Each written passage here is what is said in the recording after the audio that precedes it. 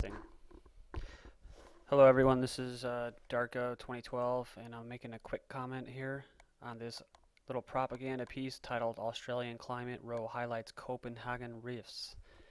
A piece is, propaganda when it is based in fear, such as this, when the beginning paragraph says Australia's major rivers are shrinking and farms are gripped by drought as scientists warn of climate change. But that has not convinced some of the skeptical politicians to back carbon trade laws.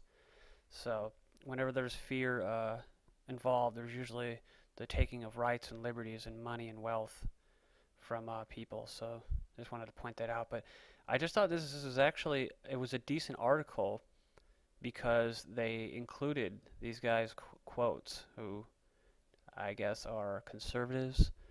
But let's just look at this again.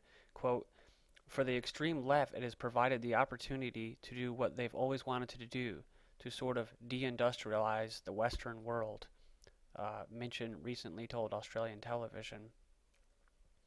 I guess he's a high-profile Senate leader. And then, quote, the collapse of communism was a disaster for the left. They embraced environmentalism as their new religion, Minchin said, sparkled a blizzard of controversy. Which of course it's going to create controversy because most people don't understand that this is actually what the UN and the IPCC and Al Gore and all these profiteers who are going to profit off people's good intentions, right? They want to help the earth. They want to be green, which we all do. We want to have clean water and all that. But see, they want to exploit that. They want to exploit it and make us feel bad so that we just give up whatever money that we have left. And I'm going to show you an article here posted on Prison Planet.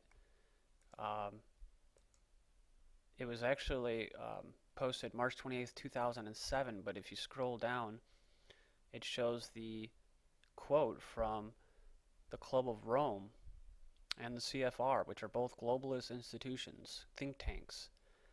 And they basically break it down right here in their own documents, saying that this carbon tax is a sham, it is a scam, and that it is a form of they need it to be a kind of a religion so that people would just give up everything for it, right? So here we go.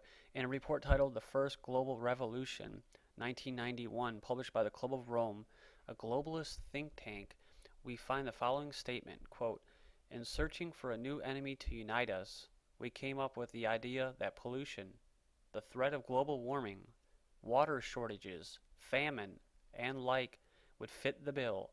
All these dangers are caused by human intervention. The real enemy, then, is humanity itself. Which, if anyone is privy to the recent Climategate scandal, they know that in those emails it states that they were manipulating temperature data because the data was just showing that the temperatures were really low, that they were lower than they wanted them to be, so they just manipulated them. And so all these, man-made crises of water shortage and famine that they are saying right here are not. They're natural occurrences, but they want you to think that they need you to be the enemy, and they want to take all of your rights, all of your wealth, and the only way to do that is declare war on the human, on you. So this is not something that's, utopic or, I fell for the whole global warming thing myself until I started to be a skeptic, or what they used to call as deniers. See, they called us deniers, right? You're a denier, like a Holocaust denier, to kind of tap into that kind of psychological guiltiness that that you get. Oh, you're a denier, like you're denying it. It's like, no, I'm being a skeptic. So at least in this article, in this Reuters article, they at least say they refer to these people as skeptics and not deniers. So that's kind of a good thing. In this last quote that I'm going to read here, and then I'm done, Richard Haas, the current president of the Council on Foreign Relations, stated in his article, state sovereignty must be altered in globalized era, quote, that a system of world government must be created and sovereignty eliminated in order to fight global warming, as well as terrorism. quote, "Moreover, states must be prepared to cede some sovereignty to world bodies if the international system is to function," quote, says Haas.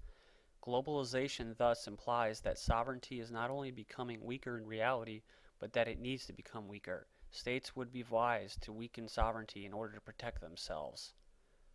So, there you go. That's the current president of the Council on Foreign Relations. And, yeah. And just lastly, if they succeed,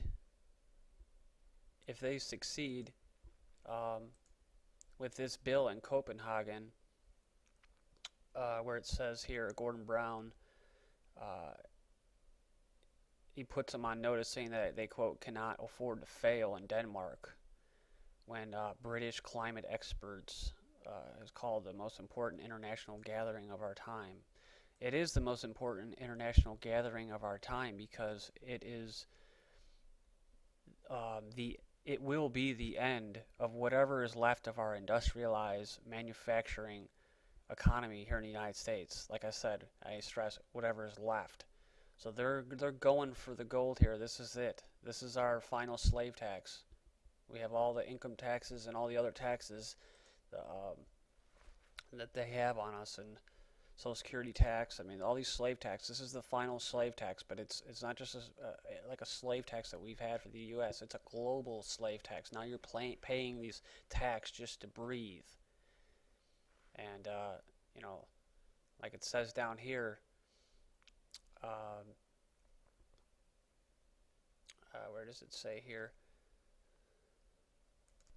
Yeah, you have the Australian senator saying it's a gesture that will be reflected in a massive tax delivered to you from every corner of your house, from every PowerPoint, by the price of food.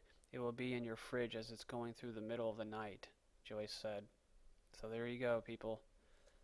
We got to fight this little information war that we have going on here. Otherwise, it's total financial enslavement. Thank you.